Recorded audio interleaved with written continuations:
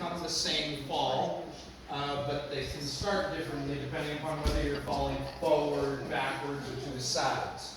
I am only going to be doing the slow motion version of the falls because I am still healing. You will then take it into effect and do it faster. When you're doing a stage fall, if you're going backwards, it's more of a roll than it is any type of a fall. And if you're falling to the side or forward, those all become the same thing. So backwards would be one of your feet. It doesn't matter which one. The only thing that might matter is whether you're, like, what direction you are on stage. You should probably be falling with your upstage foot first. Speaking of which, you all know your upstage, downstage, and all that stuff.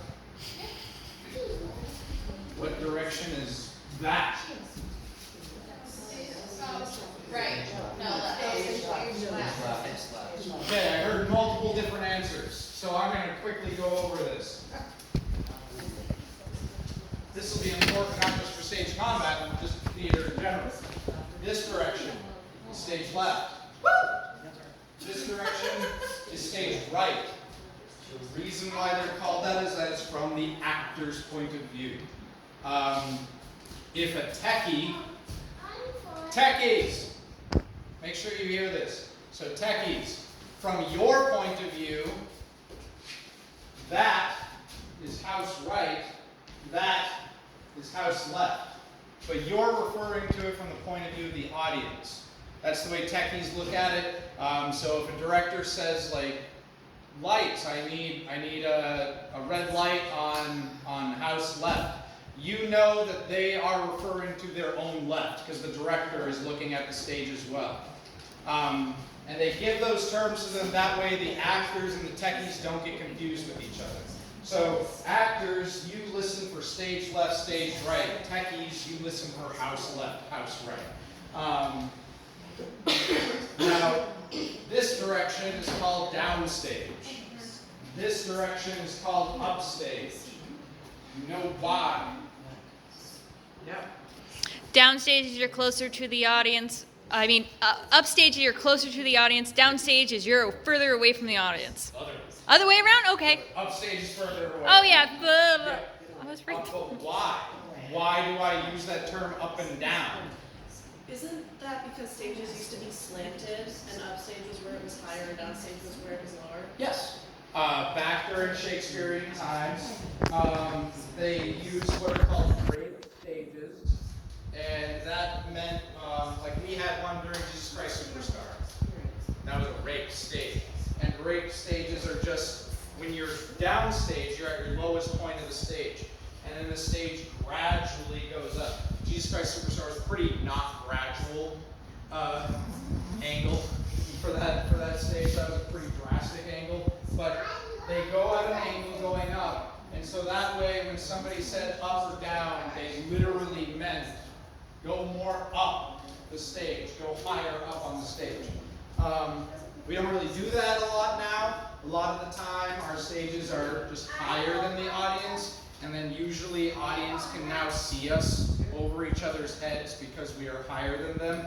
Or even on a stage like this, we would still have the audience be on a rake instead of us. That way it's easier for an actor to move around. But we still call them up and down stage because, you know, people like tradition and silly things. So, if I say go upstage left, I'm referring to this corner of the stage. If I say go upstage right, I'm talking about here. If I say center stage, I'm talking about the very center of the stage, not downstage center, which would, if there was more stage, I would come and I'd be standing like right here because that would be the most downstage center point that I would get to. And then upstage center over here. So that way you now know your different directions on the stage. And that'll help you because when I'm referring to like use your upstage foot, I'm saying that because it'll help hide the fall a little bit more. Rather than using your downstage foot for the fall, you're going to be using the foot that's behind the other. It helps a little bit in hiding the fall. So, for the fall, itself. One of your feet, if I'm getting pushed or something, for instance, I would be getting pushed, my foot would be going back like this. This one gradually lowers. It like bends more and more. The front foot goes up into this like heel-like pose. Your hands are going behind you. They are not there to brace your fall, because that is how you will break your wrist. They are not there for you to just, I'm just dropping my weight into my wrist. It's not safe. Don't do it. Okay. They are there to help with a roll, to release the momentum. If you've ever watched like parkour, and you see those people jumping off of a building, like 2 stories up, and then they just, and they roll, and they're just, how are they alive? It's because they released all of that momentum in their roll when they met the ground, rather than trying to Superman it or something. The only reason the Superman jump works for Superman is because it's Superman. We're not Superman.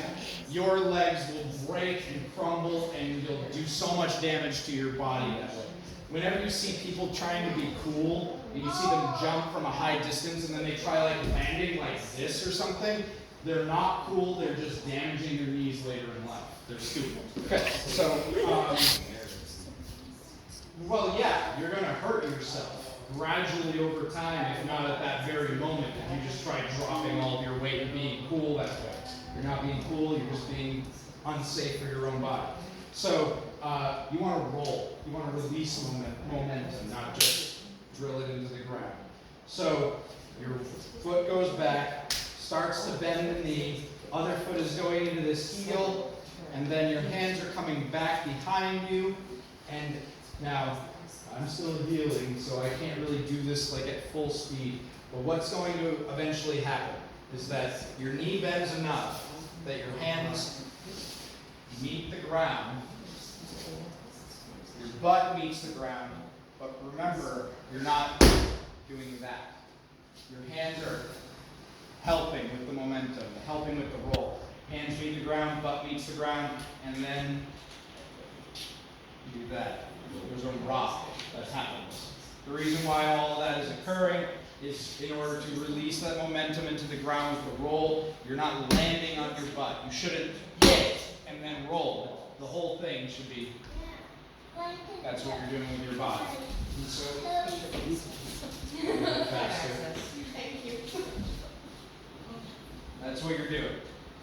There really shouldn't be a thud. When you fall backwards, there shouldn't be that shouldn't occur in stage falls. That's how you know you're hurting yourself, is if you're hearing a loud thud when you hit the ground.